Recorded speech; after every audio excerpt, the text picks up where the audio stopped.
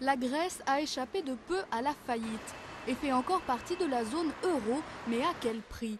2 ans après le premier plan de sauvetage international, suivi d'une nouvelle aide cette année, son économie peine à refaire surface. Nous sommes dans la 5e année de récession. Cette année, l'économie rétrécira encore de quelques 5%. Additionné aux années précédentes, c'est quasiment une diminution de 15% du PIB sur les 5 dernières années.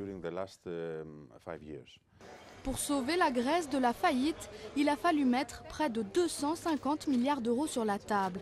Alors les créanciers, États, banques, institutions internationales ont dicté leurs conditions. Plus question de laisser dette et déficit filer. Il a fallu faire des économies considérables, réduire les dépenses publiques, les postes de fonctionnaires, les salaires et les retraites. Avec, à la clé, une montée du chômage, une paupérisation des gens et une crise dans les secteurs phares de l'économie, tourisme, marine marchande et construction. L'avenir en ce moment avec le plan de rigueur peut être qualifié de mauvais ou de non existant. J'ai étudié la sociologie, mais avec un chômage qui atteint 20 à 25% et presque 50% chez les jeunes, il est difficile de parler d'avenir. Les gouvernements successifs ont dû accepter depuis 2010 une baisse des salaires de 23% et une réduction des retraites de 10%.